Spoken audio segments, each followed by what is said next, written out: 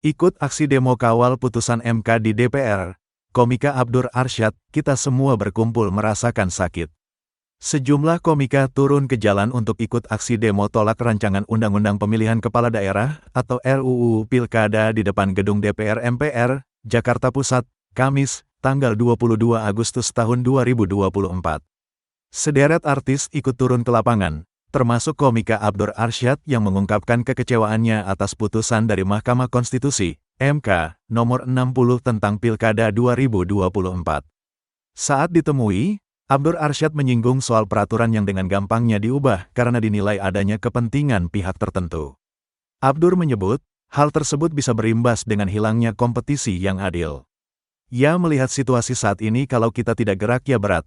Karena kalau setiap undang-undang, setiap peraturan segala macamnya itu bisa diubah sesuai dengan kemauan beberapa pihak, maka tidak ada kompetisi yang adil. Nah itu yang kita takutkan, ungkap Abdur, dikutip dari YouTube Cumi Cumi. Dikatakan Abdur, selama ini rakyat telah merasakan sakit akibat demokrasi di Indonesia. Menurutnya, momentum seperti hari ini menjadi sesuatu yang harus tetap dijaga, agar para penguasa tetap merasa diperhatikan oleh rakyat. Kita semua berkumpul di sini kan merasakan sakit yang sudah cukup lama, cuman momentumnya kemudian kita dikumpulkan pada hari ini. Jadi menurut saya momentum-momentum seperti ini yang harus kita pelihara biar orang-orang yang punya kewenangan tahu kita tuh tidak tidur kok, katanya. Kita tuh memperhatikan kalian, kalau macam-macam kita akan turun ke jalan, imbuhnya. Sempat melakukan orasi, jebolan suci 4 itu pun mengakui dirinya tak takut. Sebab, ia hanya meluapkan rasa kekecewaannya atas demokrasi yang terjadi di Indonesia selama ini. Iya betul, luapan emosi, yang nggak apa-apa, nggak ada, ras takut, ucapnya. Tak lupa Abdur juga memberikan himbauan kepada para pendemo untuk tetap menjaga situasi agar terus kondusif. Harapan saya untuk teman-teman yang mau datang ya datang aja, tapi bawa air minum, jaga suasana terus kondusif. Jangan datang sendiri, kalau bisa dengan teman-teman yang lain agar bisa saling menjaga, ujarnya. Lebih lanjut, komika Arie Kriting hingga pelawak Abdel Ahrian juga terlihat kompak mengenakan kaos hitam untuk mengawal putusan MK. Bahkan seorang sastrawan dan penulis Oki Madasari turut menyoroti hiruk-pikuk kondisi negara Indonesia saat ini. Melalui Instagramnya Oki Madasari menyinggung negara yang kini tengah kuasai oleh pengkhianat hingga berimbas ke rakyat. Tak tinggal diam, Oki Madasari menyebut dirinya juga ikut turun ke jalan serta menyuarakan peringatan darurat.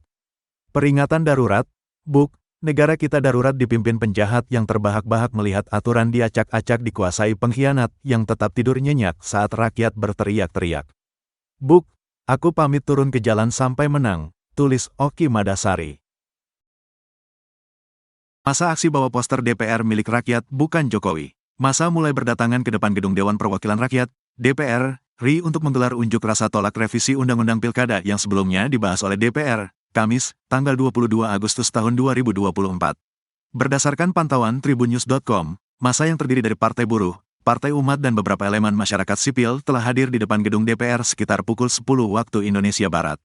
Mereka yang jumlahnya ratusan pendemo itu langsung memadati depan pagar DPR hingga Jalan Gatot Subroto.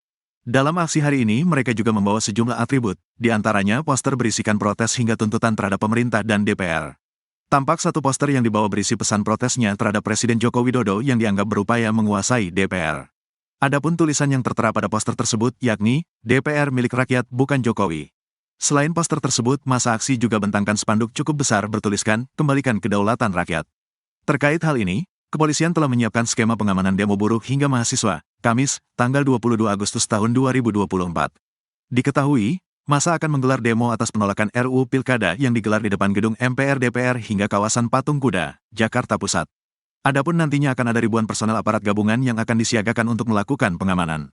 Di Patung Kuda 1.273 personel, di DPR 2.013 personel, kata Kapolres Metro Jakarta Pusat Kombes Susatyo Purnomo Condro kepada wartawan, Rabu, tanggal 22 Agustus tahun 2024.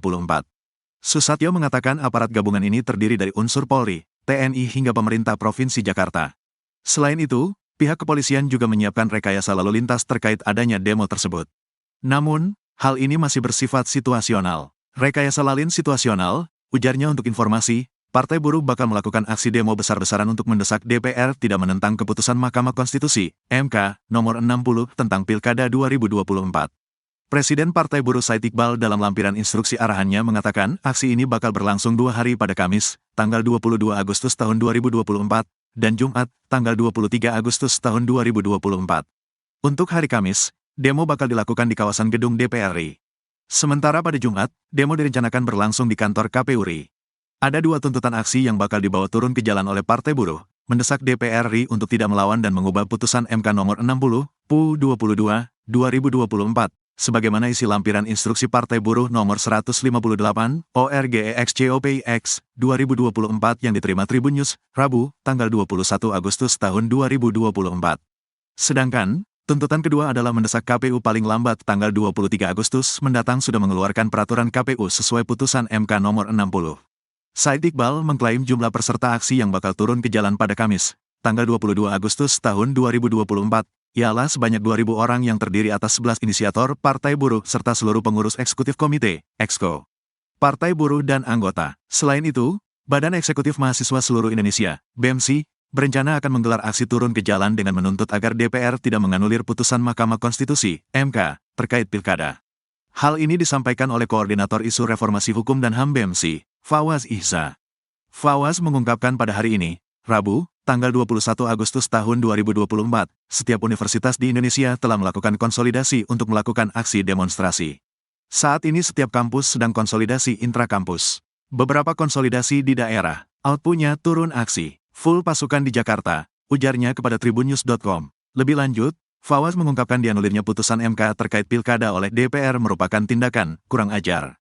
Dia menegaskan putusan DPR ini merupakan wujud pengkhianatan terhadap konstitusi. Kami melihat bahwa ini merupakan tindakan kurang ajar. Para anggota Dewan mengetahui bahwa tindakannya pada saat ini merupakan pengkhianatan dan pemberontakan terhadap konstitusi. Jelasnya Fawaz menegaskan bahwa MK merupakan lembaga yang menjadi pelindung konstitusi di mana tiap putusan bersifat mengikat. Dia juga menganalogikan DPR, lewat putusan ini, layaknya badut. Mari satukan rasa dan pemikiran maju sebagai kaum revolusioner yang menjaga bangsa dari penguasa dan oligarki, jelasnya.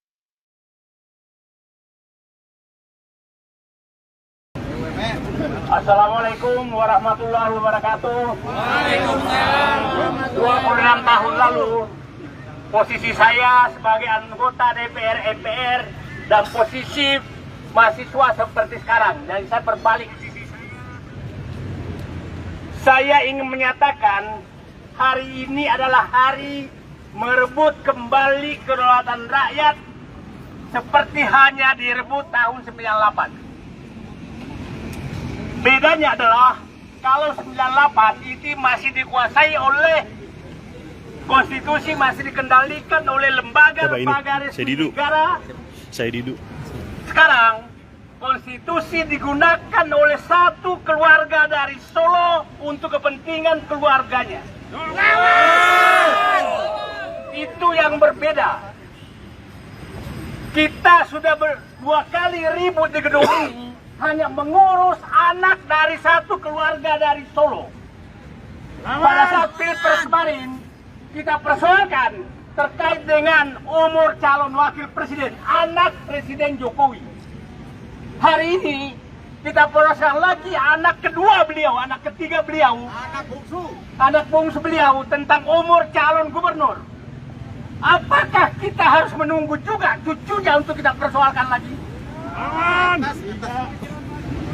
Saya pikir kita memakai istilah Ketua Umum Partai Golkar yang baru yang menyatakan Raja Jawa, maka kita saatnya menurunkan Raja Jawa. Raja Jawa menurut pengertian Bahlil Lahadalia.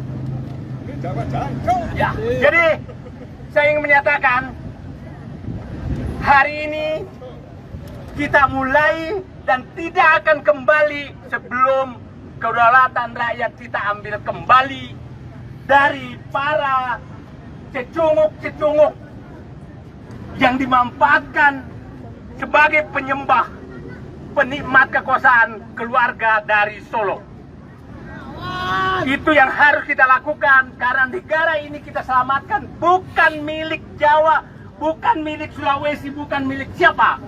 saya sangat tersinggung ada seorang pimpinan partai politik yang merebut partai orang langsung mengeluarkan pernyataan pertama bahwa ada Raja Jawa. Ini sumber perpecahan bangsa. Saya, orang-orang luar Jawa, sangat tersinggung dengan pernyataan itu. Dan saya pikir orang Jawa juga sangat tersinggung dengan pernyataan itu. Oke, hari ini kita berkumpul di depan gedung Mahkamah Konstitusi untuk mengakhiri